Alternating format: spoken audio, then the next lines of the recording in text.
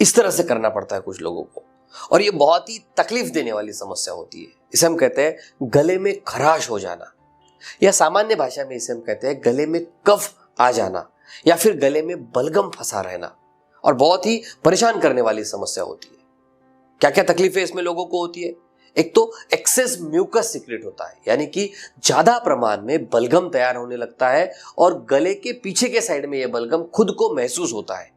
ऐसी समस्या है किसी को बता भी नहीं सकते, दिखा भी नहीं सकते, लेकिन खुद काफी परेशानी इसमें होती है। बार बार गला साफ करना पड़ता है। इरिटेशन होते हैं, थ्रोट इरिटेशन इसमें होता है, अंदर ऐसा इरिटेट करने जैसा लगता है, खरोचे जैसा लगता है, एक एहसास खुद को पेशेंट को फील होने लगता है, और कुछ गले में है ऐसा हमेशा महसूस होने लगता है। कुछ लोगों में लगातार सूखी खांसी आती है, कफिंग आते रहता है।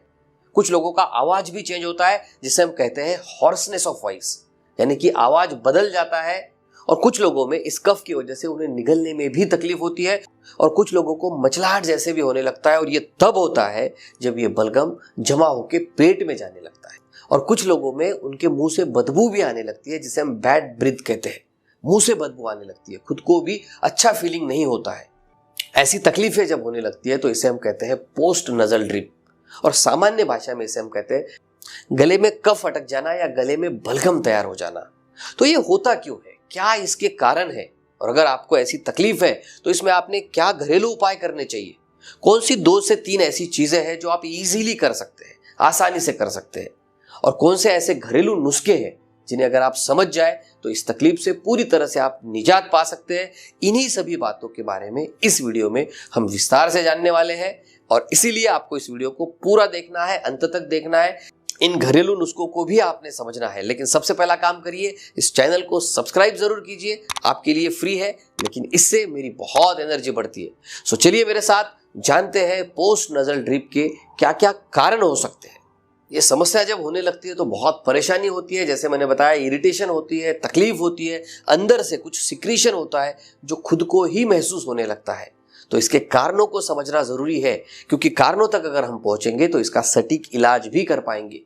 देखिए, इसमें पहला कारण होता है कुछ एलर्जीज। जी हाँ, अगर आपको कुछ एलर्जीज है, या फिर पोलन की आपको एलर्जी है, या फिर डस्ट की आपको एलर्जी है, कुछ पेट्स घर में होते हैं उनसे भी कभी कभी एलर्जी होती है, या कुछ खान पान की चीजों की अगर आपको एलर्जी है तो इससे भी ये तकलीफ बढ़ सकती है। इससे क्या होगा, एक्सेस म्यूकस सिक्रेशन होगा, यानी बलगम का एक्सेस प्रमाण में सिक्रेशन होने लगेगा, और जो फीलिंग आपको आएगी, देखिए इसमें होता क्या है, ये डायग्राम में देखिए, आपको इसमें समझ में आएगा कि पोस्ट नजल यानी कि पिछला जो हिस्सा है वहां पे एक्सेस बलगम, ज्यादा प्रमाण में बलगम तैयार होने लगता है, और जो गले में उतरने लगता है, और बहुत ही बुरी फीलिंग इसमें लगती है, पेशेंट को अच्छा महसूस नहीं होता है। अब जानते हैं इसका दूसरा महत्वपूर्ण कारण, वो होता है साइनोसाइटिस, यानी कि आपके जो साइनसेस होते हैं, जो एम्प्टी स्पेस होता है, उसके अंदर अगर सूजन आ जाए तो इससे भी आपको तकलीफ हो सकती है। इसका तीसरा कारण होता है रेस्पिरेटरी इन्फेक्शन, कुछ वायरल इन्फेक्शन अगर होता है, कुछ बैक्टीरियल इन्फेक्शन अगर होता है तो उससे भी ये तकलीफ बढ़ सकती है। इसका चौथा कारण है GERD, यानी गैस्ट्रोइसोफेजियल रिफ्लेक्स डिजीज। जी हाँ, इसमें क्या होगा, जो पेट का जो एसिड है वो इसोफेगस की तरफ आएगा, जिसकी वजह से इरिटेशन होगा गले के अंदर, और इस वजह से भी म्यूकस का सिक्रेशन बढ़ जाता है और पेशेंट को तकलीफ होने लगती है। कई बार ये कारण पकड़ में ही नहीं आता है, लेकिन इसकी तरफ भी ध्यान देना बहुत जरूरी होता है। पांचवा कारण इसमें होता है कुछ दवाइयां। अगर आप बर्थ कंट्रोल पिल ले रहे हैं या फिर ब्लड प्रेशर की कुछ मेडिसिन ले रहे हैं तो इससे भी पोस्ट नजल ड्रिप की संभावना हो सकती है, इसीलिए आपने आपके डॉक्टर की सलाह जरूर लेनी चाहिए। एनवायरमेंटल इरिटेंट्स कुछ होते हैं, जैसे धुआं है, प्रदूषण है, कुछ उग्र स्मेल है, गंध है, कुछ केमिकल का स्मेल होता है, इससे भी ये तकलीफ बढ़ सकती है। आप ऐसे एरिया में काम कर रहे हैं क्या, ये भी आपने जरूर देखना चाहिए। 7 नंबर का पॉइंट इसमें है फूड सेंसिटिविटी, कुछ खाद्य पदार्थों के प्रति सेंसिटिविटी होने की वजह से भी यह तकलीफ हो सकती है। 8 नंबर का कारण है ठंडी हवा, कुछ लोगों को ठंडी हवा से भी तकलीफ हो सकती है। 9 नंबर का कारण है हार्मोनल चेंजेस। जी हाँ, आपके शरीर में जो हार्मोनल चेंजेस होते हैं उससे भी ये इरिटेशन बढ़ सकता है, और इसीलिए ऐसे वक्त इसका निदान कराना बहुत इंपॉर्टेंट होता है। 10वां कारण भी समझना बहुत जरूरी है।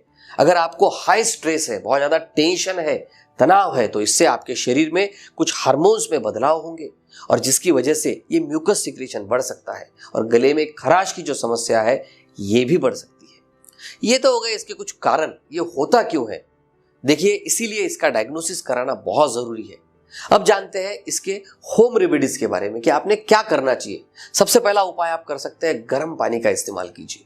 जी हाँ, आप लुकवार्म वाटर का इस्तेमाल कर सकते हैं।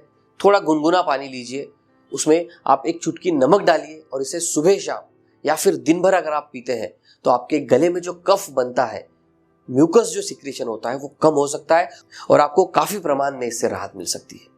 दूसरा बहुत ही सिंपल उपाय आपने करना है और वो है पानी का प्रमाण थोड़ा बढ़ाइए। जी हाँ, कभी कभी पानी कम पीने से भी तकलीफ बढ़ जाती है। प्रतिदिन आपने 8 से 10 ग्लास पानी पीना चाहिए। इससे क्या होगा, बलगम पतला होने में मदद होगी, आपका गला क्लीन हो जाएगा, साफ हो जाएगा। अब ये पानी अगर आप थोड़ा सा गर्म करके पीते हैं तो आपके लिए बहुत ही फायदेमंद होगा। तीसरा जबरदस्त घरेलू नुस्खा आप कर सकते हैं, वो है काली मिर्च और हनी का। जी हाँ, एक चुटकी काली मिर्च आपने लेना है और 1 चम्मच शहद में इसे आपने मिलाना है और दिन में 3 से 4 बार आप इसे चाट सकते हैं। इससे भी आपके गले का इरिटेशन कम हो जाएगा। काली मिर्च से इन्फ्लामेशन कम होगा, यानी सूजन कम हो जाएगी, और हनी जो है वो स्मूथ करने का काम करेगा, जो इरिटेशन है उसे कम करने का काम करेगा।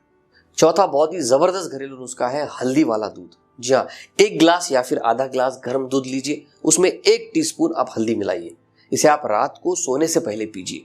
हल्दी में एंटी इंफ्लामेटरी गुण होते हैं जो आपके गले के सूजन को कम करेंगे और आपके लिए बहुत ही फायदेमंद ये साबित हो सकता है। लेकिन याद रखिए, डायग्नोसिस करवाना बहुत जरूरी है। 5वां नुस्खा मैं आपको बताऊं उसके पहले मैं आपको बताना चाहता हूं कि अगर आपको ये कंटिन्यूअस तकलीफ चल रही है तो आपने अपने नजदीकी डॉक्टर से मिलना चाहिए। होम्योपैथी में भी इसके लिए बहुत अच्छी दवाइयां हैं। काफी सालों से जिनको ये तकलीफ थी, ऐसे लोग भी होम्योपैथी से पूरी तरह से ठीक हो सकते हैं। और इसीलिए आप अच्छे होम्योपैथिक डॉक्टर से मिल सकते हैं या आप मुझसे भी कंसल्टिंग कर सकते हैं।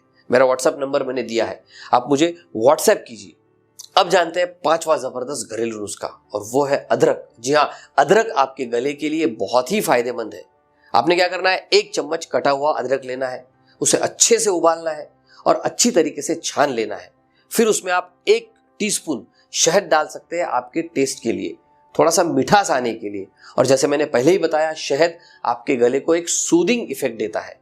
सो अदरक और शहद का ये मिश्रण अगर आप दिन में 2 बार अगर लेते हैं तो इससे भी आपके गले की स्वेलिंग कम हो जाएगी, क्लीनिंग का भी काम होगा, इरिटेशन भी कम हो सकती है। तो ये सिंपल और आसान घरेलू नुस्खे आप जरूर आजमाइए और होम्योपैथिक मेडिसिन भी आप इससे पूरी तरह से राहत पाने के लिए ले सकते हैं। ये वीडियो अगर आपको पसंद आया है तो इस वीडियो को अपने दोस्तों तक भी जरूर शेयर कीजिए। अपना और अपने परिवार का बहुत बहुत ख्याल रखिए। धन्यवाद।